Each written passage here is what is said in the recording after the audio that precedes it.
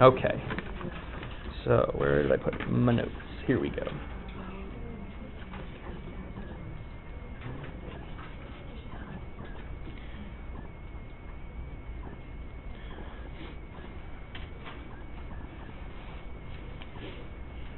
Okay. So we'll try something here, see how this goes. This next kind of rule that we're going to learn to help us, again, take the derivative of different functions is called the chain rule. Okay. It's called the chain rule. And so, in order to do this chain rule, what we're going to do is we're going to kind of like kind of do some like an exercise like we did before we did the product rule, before we did the quotient rule. We're going to kind of observe what's going on here and see if we can maybe figure it out. And sometimes we do, sometimes we don't. Okay, so we'll see here.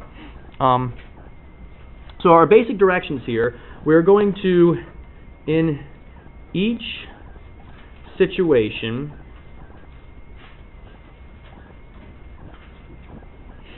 we're going to use the basic power rule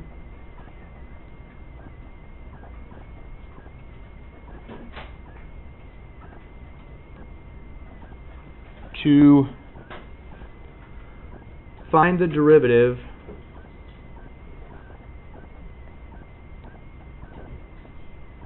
of the given function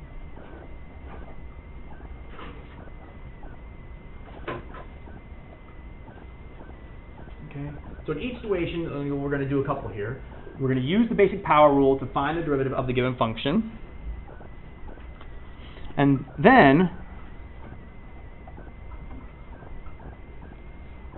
multiply out the function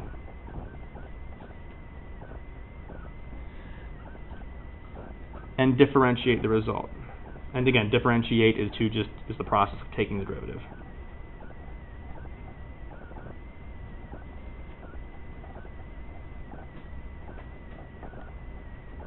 Okay, so for each kind of situation that we're going to have here, we're going to do two things. Okay, so for example, in this very first function I'm going to give us, we're going to start out with f of x equals x plus 3 quantity squared, like that.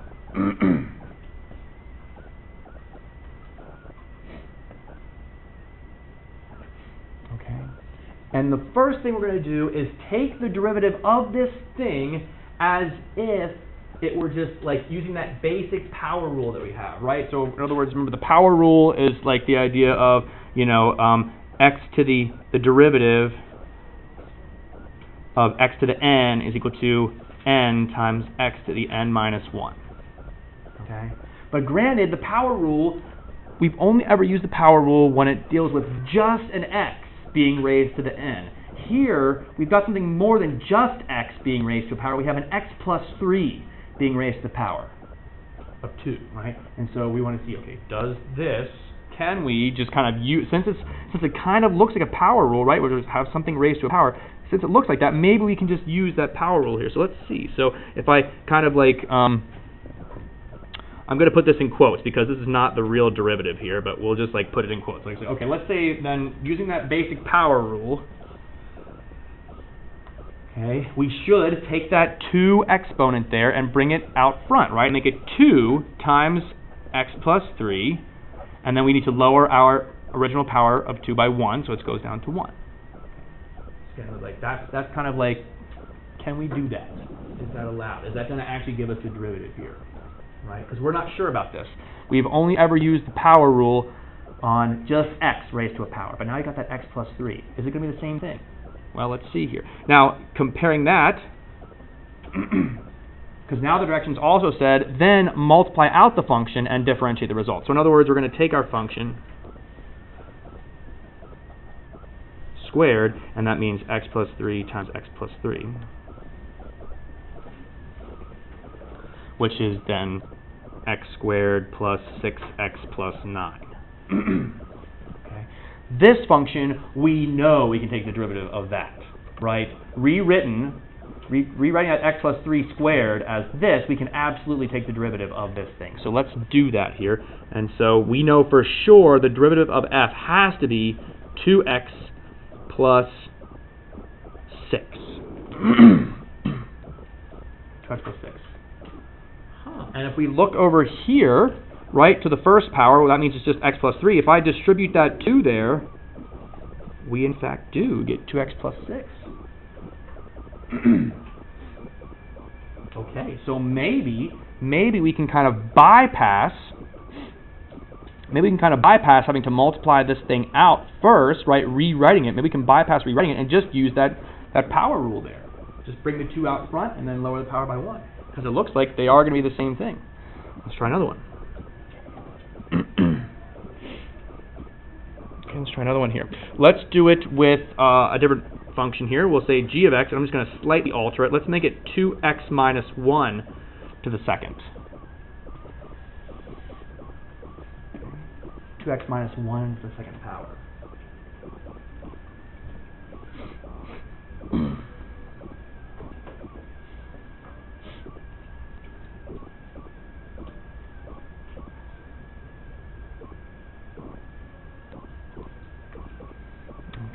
Well, let's see here. If I take the derivative of this, again, if I try and treat it like a power rule where it's just something raised to a power, then again, I'm going to put in quotes here, this is g prime of x, because we're not really sure yet if we can do this. Bring that 2 out front. So the 2 goes out front, and we lower the power by 1, so it's 2 times 2x minus 1 to the 1, like that.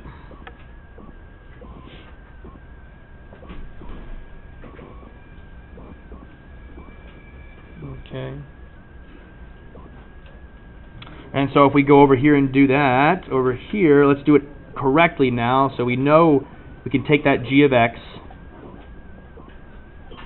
equal to 2x minus 1 squared. And we can rewrite that as 2x minus 1 times 2x minus 1 for sure. We know that's true. And then that means it's going to be, let's see here, 4x squared minus 4x plus 1.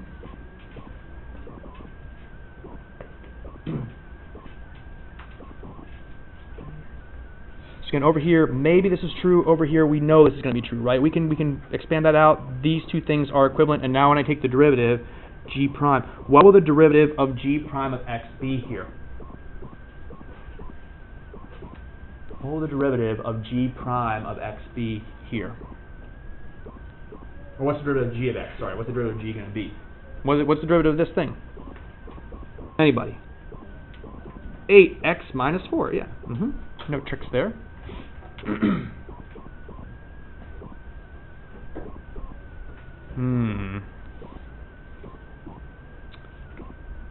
Well, they're not quite the same thing, are they? Because if I distribute that 2 through there, it becomes 4x minus 2, which is not the same thing. Not the same thing. Okay, so this one worked. Right, they ended up being the exact same thing. We were able to kind of just use that power rule here. Okay, we were able to use that power rule. But here, they're not exactly the same. But they're pretty close, aren't they? What's the difference between these two things here? Yeah. We kind of need to multiply this one by 2. So if I kind of take this one and, multiply by 2, I get to that. Okay, interesting. Here I didn't have to multiply it by anything. I didn't need to multiply by anything. I guess if you wanted to, I could just say, okay, well, we could multiply by 1 here, and that would give us, that times 1 gives us that. But here we have to multiply by 2. All right, so interesting. All right, let's try another one here. We'll do 2 more of these, so this one and another one.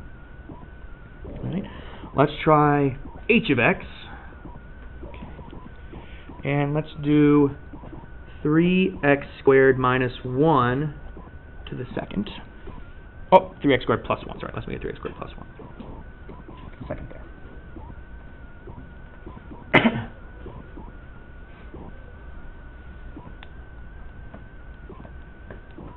Okay. 3x squared plus 1 to the second. So again, I'm going to do it kind of like the way we want to be able to do it, using that power rule. So again, in quotations, h prime of x, we'll say, is equal to, I'm going to bring that 2 out front, right, using that power rule, and then lower the power by 1 there.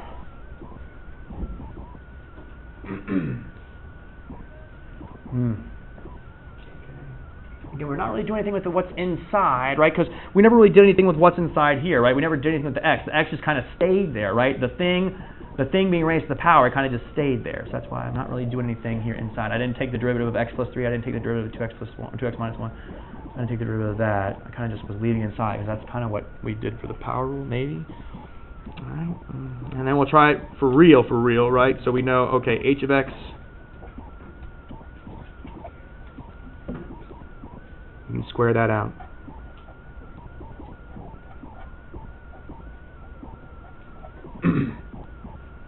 And so we get 9x squared plus, 9x to the 4th. 9x to the 4th plus 6x squared plus 1. Okay, and then we take the derivative of this, right? Again, all we did was just rewrite h of x here, and now we're going to get the actual derivative of h of x, h prime, we know for sure here. So we take the derivative here, 36x to the 3rd plus 12x.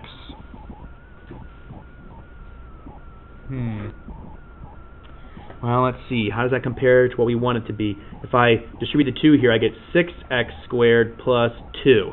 So those are not the same things. But how much? What do they differ by? In this case, what do they differ by?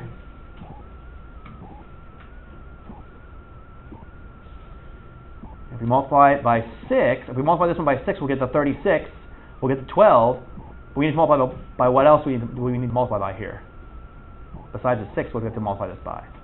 Yeah, 6x. So to get from our one we want to be true to the really true one, we have to multiply by a 6x here. So we're missing a 6x.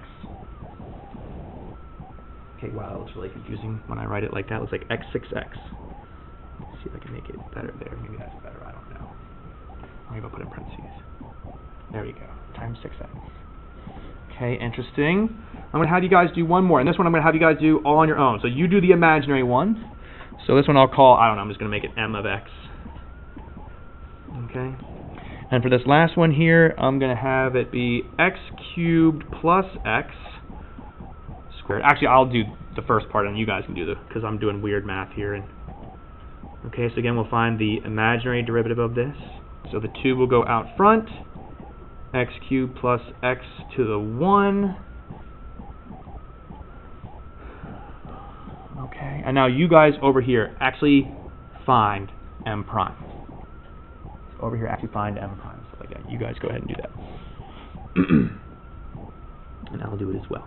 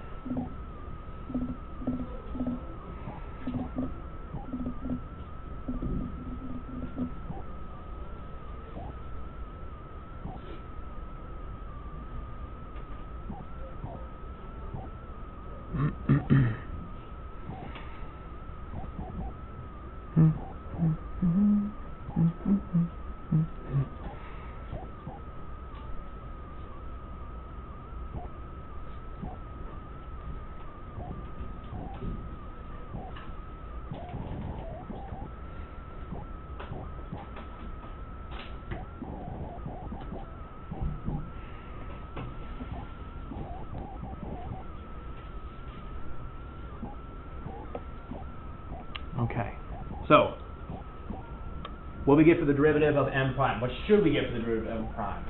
Any volunteers? What should we get for the derivative of m prime here? What's the actual true derivative here? Not this kind of like one we want to be true. What's the actual derivative of m prime here? Volunteers?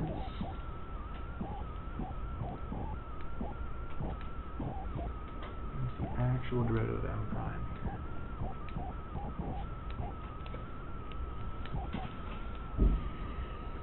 Okay, well, I won't make anyone do it. There it is. 6x to the fifth plus 8x cubed plus 2x. Okay. 6x to the fifth plus 8x cubed plus 2x. Okay.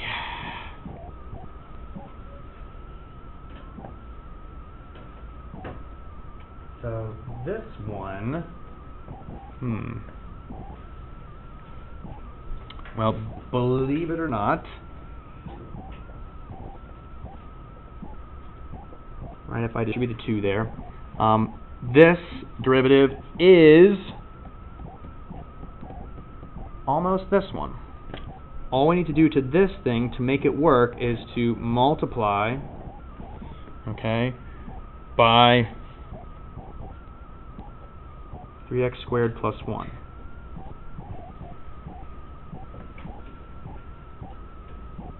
Okay, all we need to multiply by there is a 3x squared plus 1.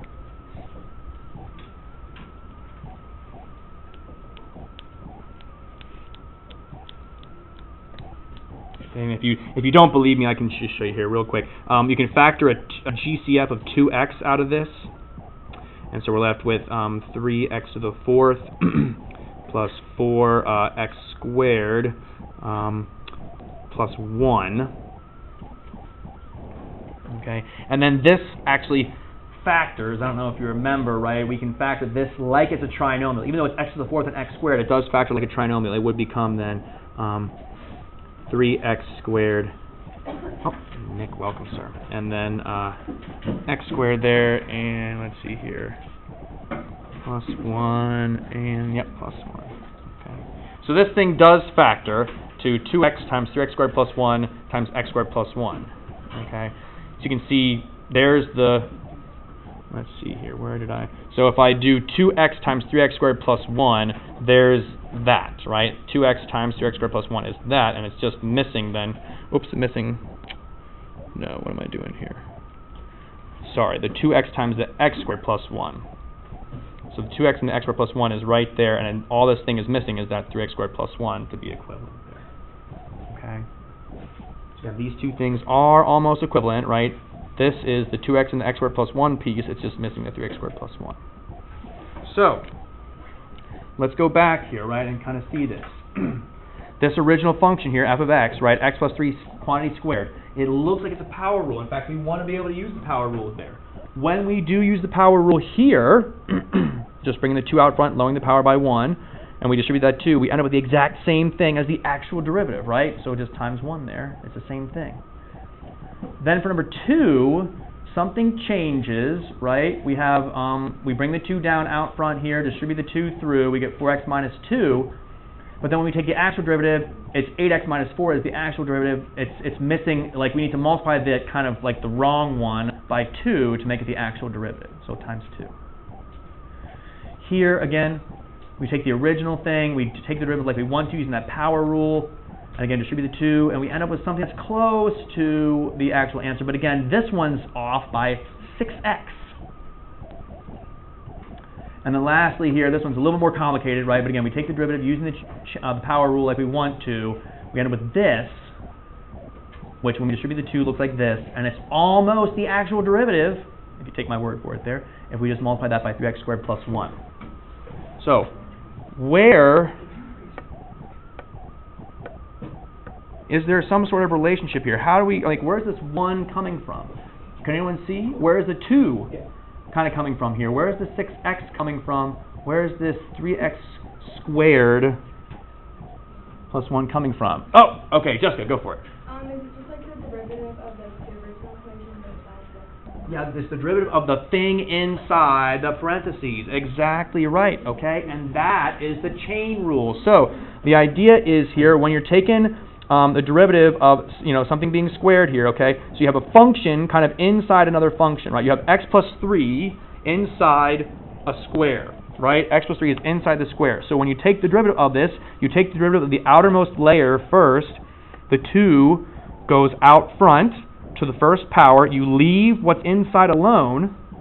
Then you multiply that, though, by the derivative of what's inside. So times 1 here, so it's still the same thing, 2x plus 6. Okay? Here, yes, same idea. We take the derivative of this thing. We start with the outermost layer. The outermost layer there is the something squared. So it's the squared. The derivative of something squared is 2 times that something to the first power. And then you multiply by the derivative of what's inside. The derivative of 2x minus 1 is times 2. So that would actually then give us that derivative. Here, same thing again. 2 out front to the first, multiply by the derivative of what's inside. The derivative of what's inside is 6x, so times 6x. And then lastly here again, bring the 2 out front, times the derivative of what's inside, which is 3x squared plus 1, and that's what we were wrong. We were missing a 3x squared plus 1. So each time we just didn't multiply by the derivative of what was inside. We did the derivative of the outermost layer, okay? You leave what's inside alone, and then you multiply by the derivative of what's inside. And that is the chain rule, okay? And if it sounds complicated, it is. It's not easy necessarily, but that's the chain rule. That's the idea behind the chain rule, okay? All right, so let me kind of like summarize that. So here is the chain rule.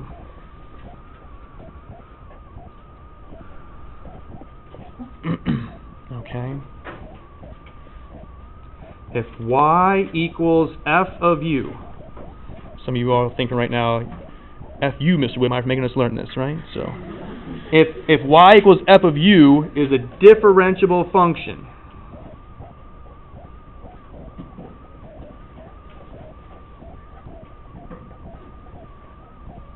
okay, that means we're just able to take the derivative of u, okay? Okay, and u equals g of x is a differentiable function of x.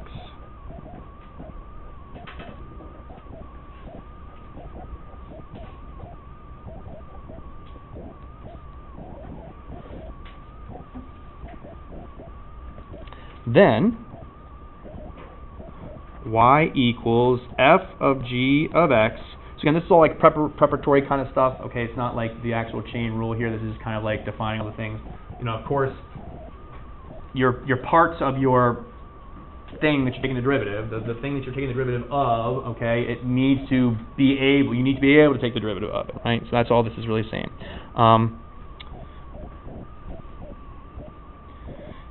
I'm just going to skip some stuff. And, okay, here we go.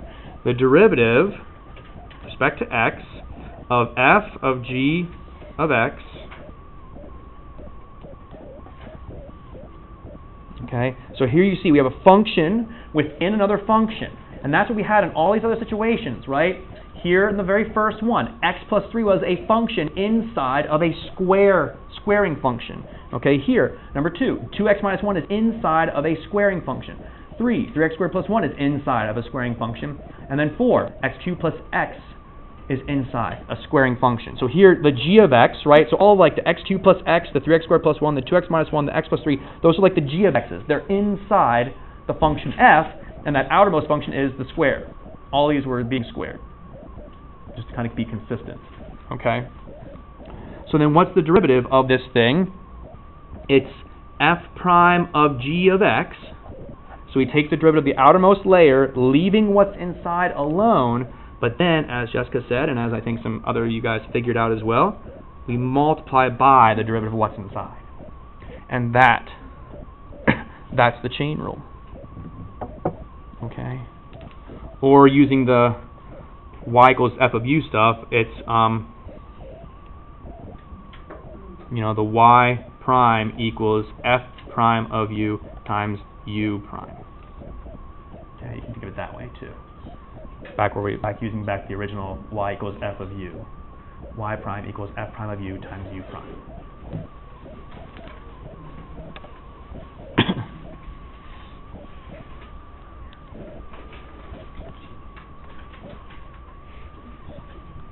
Okay. So this leads us to the general power rule. Okay, the general power rule. And again, I'm going to skip some preliminary stuff. I'll just jump right into the rule here. Okay. The general power rule says this. Okay. Rather than thinking of just x to the n, let's let u, but u is a function now. Okay? U is some like function of x. And so then the derivative of u to the n with respect to x is going to be n times u to the n minus 1. So again, using that power rule right there. But then we just multiply by the derivative of u prime, the thing that was inside that exponent. That's like the general power rule now. In a way, you guys have been doing the chain rule this whole time and you didn't even realize it. Okay, so for example, if I asked you to take the derivative of x squared, okay, if I asked you to take the derivative of x squared, you all know the answer is 2x, right? But technically, this is a chain rule problem. Technically, right, we have a function, x, and that's inside of a square, right, being squared. So the 2 would go out front of the x, and then you lower the power by 1, and then we multiply by the derivative of what's inside. What's inside is the x. But what's the derivative of x? What's the derivative of x? 1. So we would be multiplying this by 1, so we don't bother writing it. Okay? That's true for any of these things. X cubed, right, it's really 3x squared times 1. You know? X to the 7, it's really 7x to the 6 times 1. But we don't do that, you know, technically. There. All right, so let's see this in action then. So,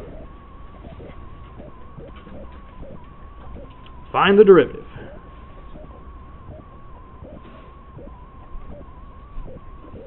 Use the chain rule.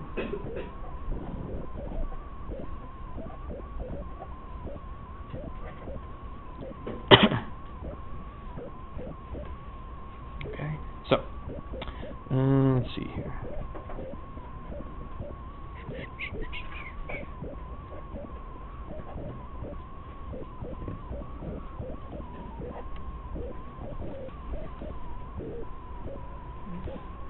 Find the derivative, use the chain rule. And we'll just do 2 of these, and then we'll be done. Okay? 2 of these, and then we'll be done. Okay. So the chain rule is tricky to see sometimes, right? We have to like kind of think of things as layers, right? Okay. This function, right? It has some layers to it. The outermost layer, the outermost part of our function is the what? What's the kind of the outermost piece of this, right? The 3x minus 2x squared, that's inside. What's the outermost piece? The what here? The cube? Is that I'm going to imagine that I heard it. Maybe I heard it. I don't know. It's a cube, okay? So it's something being cubed. And so our first, when we go to take the derivative here, the outermost layer that we're going to, you know, take the derivative of first is going to be this something cubed. So the derivative of something cubed is 3 times that something to the second. Right, that's it. Just in the power rule there, right? 3 out front times that something to the second. But by the chain rule, right, we also have to multiply by the derivative of what's inside there. So that's going to be times 3 minus 4x.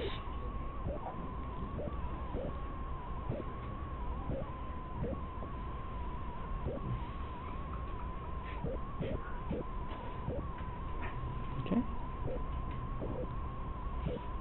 3 minus 4. And at this point we can kind of just leave it. Okay, there's not too much more we can do with that. Okay. Alternative to using the chain rule here, you could cube this thing out. So you could do 3x minus 2x squared times 3x minus 2x squared times 3x minus 2x squared.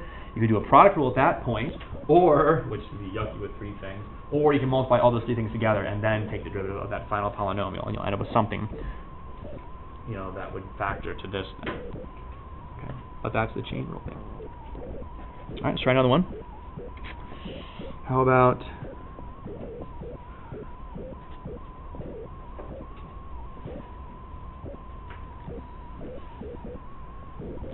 f of x equals the square root of the quantity x squared plus 1. Okay, so first thing here, right, we can't break this square root up. We can't say that this is, we can't say like, this is equal to the square root of x squared plus the square root of 1. Right? No, no, no, no. Can't do that, right? That's not equal. You can't break a square root up over addition. If it was x squared times 1, then absolutely you could break it up. X squared times x, or square root of x squared times square root of 1, but not here. No. Before we go and take the derivative here, though, what might be helpful for us to do? Instead of writing the square root of x squared plus 1, we should rewrite that as what? Yeah, Cassie. Exactly. The square root symbol, though, you know, neat, I guess, looking or whatever, or helpful maybe in some sense, it's not helpful when it goes to take the derivative. We need some numbers there. Okay. So again, what's our outermost piece here? What's the outermost layer? The 1/2, to the 1/2 power, right? So 1/2 x squared plus 1, and then to the negative 1/2, right? Because we subtract 1. So we took the derivative of the outermost layer. Now we have to multiply by the derivative of what's inside. So times 2x. Okay. And if I want, I can, 1/2 and the 2, they cancel out because this is 1/2 times 2, so it's 1. And then this will be just x over the square root of x squared plus 1. Right, a negative 1/2 would put it in the denominator, and then it'd just be a square root. So you can rewrite it that way. It's pretty easy. That's the idea, though.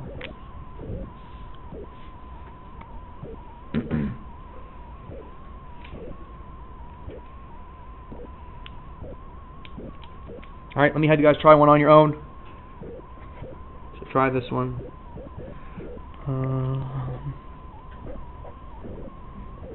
G of t equals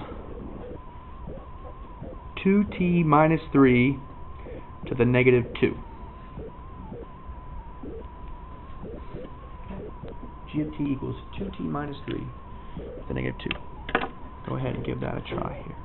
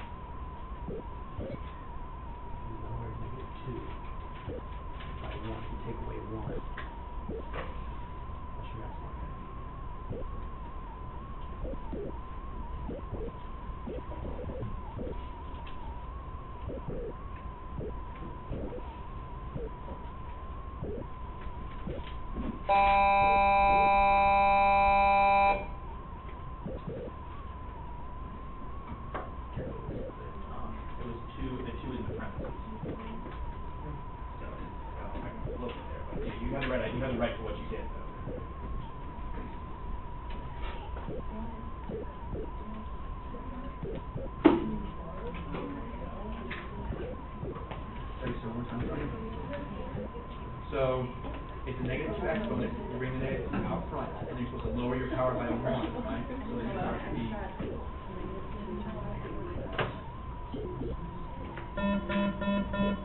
Sorry about the confusion, folks. Ignore that bell. Stay in class. The proper bell should be at 11 o'clock. Thank you. I know, right? Or you should say it like, we have half an hour still, yeah. I didn't even notice. Like that, you know, Well, like- then you're good. Like, laugh when I'm sleep with them. Thanks. Then you're good. That really is. Have a sniper too. Yeah, I didn't even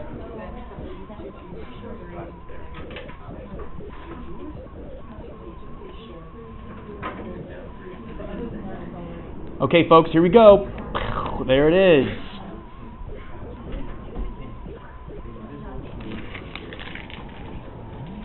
You can leave it as the first one there, right? First line, or if you select the second line, that's fine. Because I didn't really specify the directions, you know, how much to simplify. Typically, though, simplification, right? Like a typical simplification, if you have a negative exponent, you want to rewrite it as a positive exponent. But questions on any of that?